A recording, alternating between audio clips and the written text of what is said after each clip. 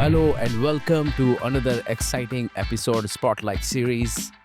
And today we have a company called Next and the CEO of the company, Mr. Richard Wynn, and he will talk about his company's uh, wealth and how they are helping to generate more money in Indian market and what are the challenges they see in the Indian ecosystems, and he's sharing his life experience and talk about his best business case study which he has been done in his career and lot of more. So sit tight and let's start the conversation. Hello, sir.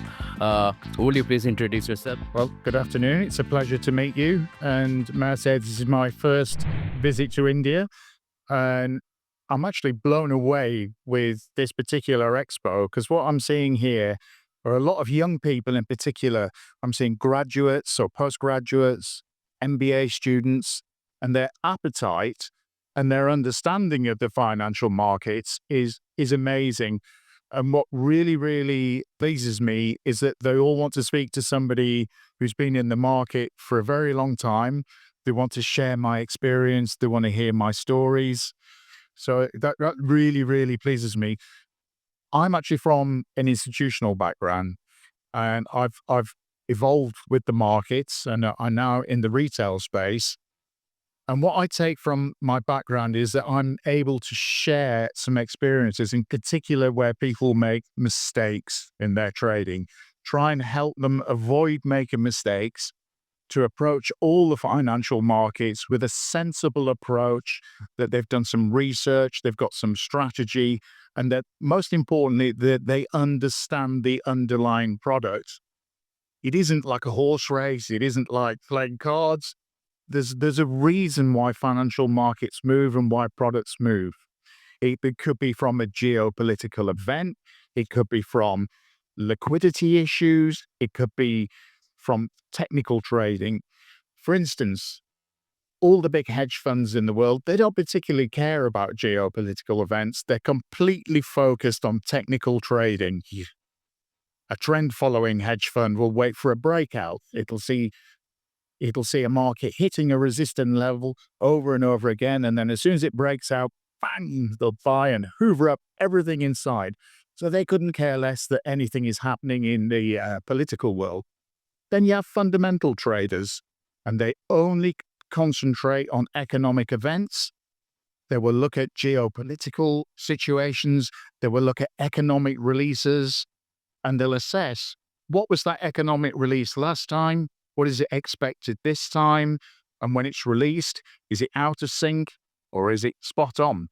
So you have to balance your approach to trading, be open-minded, and have a very, very clear strategy of what you want to achieve, and try not to make classic mistakes. My next question to you, so how do you see the most common problem in trading in Indians market? Particularly focus on Indian people as such, but in general, what I find with newcomers to the market is that they'll enter a position, and then if it isn't going their way, they're in denial and they don't know when to close that position. I'm a big supporter of discipline. You have to know when to take your medicine, and you have to put your hands up and say, I got that wrong, and know where to cut your losses. It's super important. Now, I'll give you an example of very poor trading. Well, hypothetically, let's take gold, for instance. And you have a net O position. You know that you have 10 lots that you can trade. The big mistake is if you think gold is going up, for instance, don't buy 10 lots straight away, because the chances are if that moves slightly against you, that's the end of your story. The trend is your friend. So open a position with 1 or 2 lots, and then if it goes up a little bit more, buy 2 more lots and keep going. Always have a trailing stop loss. Intend to make 3 times more than you intend to lose. Never, ever average a losing position. If you buy gold, hypothetically, and it goes down, don't buy more. this is a recipe for disaster, and you potentially lose all your money as quickly as you got in. So have a look at the 3-to-1 ratio. It's very important, and be brave enough and sensible enough to know that you've made a mistake and get out of it. Don't worry about your pride. Just make sure that you're disciplined in your approach to trading. I'll give you some examples. As I say, I'm from an institutional background. I used to be a principal trader for a very large French bank and for a very large British bank, and also an American one. And I've sat with, and this is before electronic trading, I've sat with what we'll call experienced traders, and they'll take a huge position that a client's given them. They haven't laid it off in the market. And I've looked at them and I said, why are you sitting on that position? What is your thought process and being long of sterling, short of dollars now? Why are you sitting on that? Oh, it's a hunch. I don't want to know about your hunch. I want to know about your actual reason for being long in sterling and short of dollars. Why would you do that with no rationale whatsoever? You haven't got an order book that's supporting it. You haven't got any flow or information. You're just gambling. Yeah. And I've seen supposedly great traders lose huge amounts of money just being stupid. So I know there's a sense of pride involved when somebody gets it wrong. Take your medicine, forget about your pride, just take your loss, start again, do your research, and approach your strategy. Yes, that's correct. And now my next question to you, how you see AI and trading will be change the market of the way of trading. Yeah, absolutely. AI is here to stay. But here's the thing. Never forget how to be a human being, because if you're wholly reliant on AI and it goes down, then you as a human being have to make some decisions to overrule the AI. Now, one slight concern I have is whereabouts is the AI being generated from? Because I'm from a regulatory background, and if a liquidity provider gives me flow and it goes wrong, I can go to that liquidity provider and say, what have you done to me? And he will be from a regulated entity, and I can make complaints to the regulator. Where is the AI being generated from? Where is that liquidity coming from? And the risk of it manipulating the market and there being no recourse from my point of view, because I don't know where it's come from. And I find myself in a very tricky situation that I can't follow where this flow has come from and make any form of complaint. So again, trust your instincts. Don't forget how to be a human being. AI is great. Algorithms are great. But when it goes away, you've got to intervene. You as a human being, you've got to make some very stiff decisions. Exactly. Yes, AI is not just enough. You need to use your brain as well.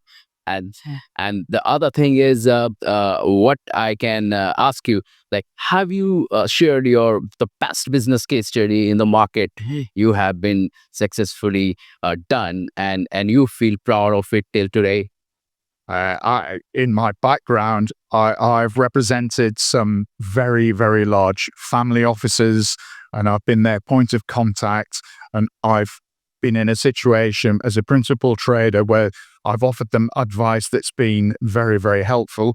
I've got to stress now, as a broker, I can't give advice. I can't say to you, I think gold's going up, oil's going down. I can't give advice. I can just reflect on historical events. So if I wind the clock back now to 1999 and the year 2000, or approaching financial crashes of 2008, I've been privy to market information that I've been able to get to clients to prevent them making mistakes or entering into a position whereby they would lose money.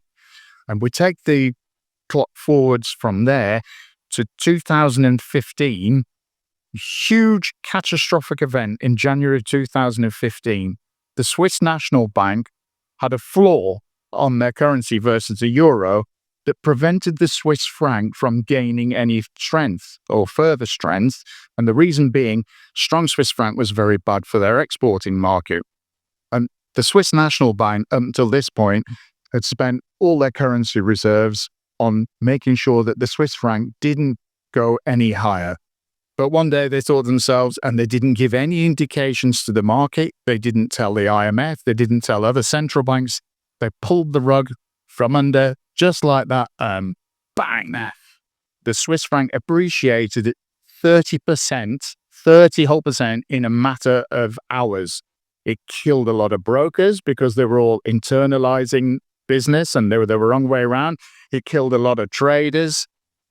I was in a position at that time where I actually smelt a rat, that something was going wrong. And I managed to get that across to 2 or 3 clients and say, look, there's something peculiar happening with the Swiss franc. Close your positions unless you're just close and let the dust settle.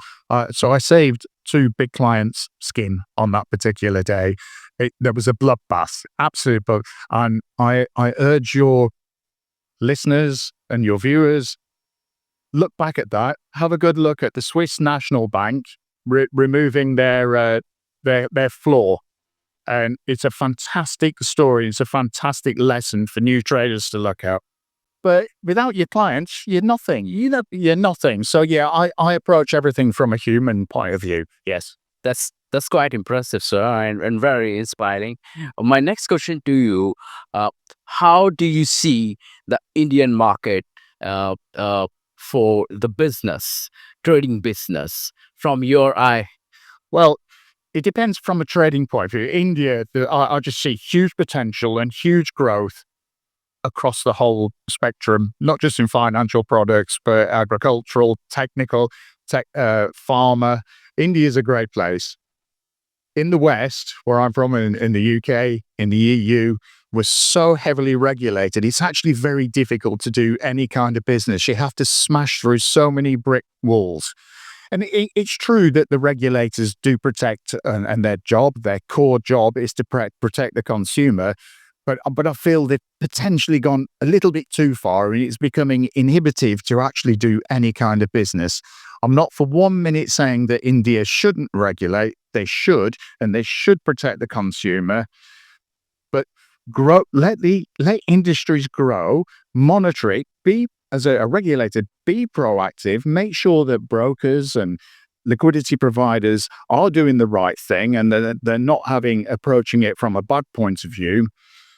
But I think now's the time maybe for the central bank and the regulators to look at this industry and see that it can benefit everybody, not just from a speculative point of view, but from an industry point of view. CFDs are a very good way of hedging your physical exposure, particularly gold. Gold's a big market in India. You can use CFDs to hedge. If you're naturally long of holding physical gold, you can use the CFD market to hedge any downward spikes. So I would say to India, look, embrace it, and indeed look at it from a regulator, but don't prohibit it. It does have its benefits. And when you start to work with these organizations, what was your motivation, and what's you bring on a table as a leader of the company? Well, again, it was important for me to know that Neeks as a company was going to provide the client services, that it had the backing. Yeah, a front office is nothing without a back office. So it's very important for us that we have an infrastructure that supports our clients. We're regulated in Mauritius, South Africa, and Australia. We're a rapidly growing company. We're multinational, multicultural. Our approach is, again, I keep stressing client service, but that's very, very important to me. But the infrastructure is as well that the back office can accommodate all our clients' needs in terms of payments, fast inward payments, fast outward payments, technology. The technology that is there, client support in terms of access to accounts. So yeah, we're in a phase of rapid growth at the moment, and controlled growth. When I say rapid growth, we approach it in a very conservative manner, and we're constantly building and expanding on a global basis.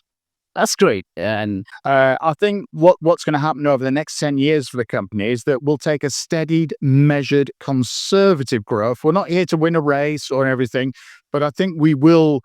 Our objective is to become a global leader in the markets that other competitors will envy us because of our success, because of the quality of people that we employ, and that those people are able to provide clients with the kind of service they deserve. Yes, that's quite impressive. And my next question to you, sir, would you like to share book or movie recommendation to our business leaders or young entrepreneurs? Lead anything. I mean, oh, now let me think. What was the one about the 2008 collapse? I forgot the name of it now. It was particularly about Goldman Sachs and how they knew something that was going to happen. Again, I haven't got a favorite movie. So that one question is arising in my mind: where the next idea came from, and how you start with the company next. Do you know what? NEEX is an acronym, Never Ending Excellence. Yes, there you go. So NEEX, NEEX, Never Ending Excellence. And it comes from a shared value from our shareholders and from our board of directors that we want to promote and expand that brand because we're constantly evolving and we want to maintain the never ending excellence. So it's a great strapline. Thank you so much, sir. Thank you so much, Ryan, for your time. It's been a pleasure to talking to you. Thank you very much. And I'm enjoying the expo. We've got a full day ahead of us. And you know what? It's great to meet so many people who are so interested in financial trading. Thank you. Stay classy, Club TV. That's my favorite film, Anchorman. There you go.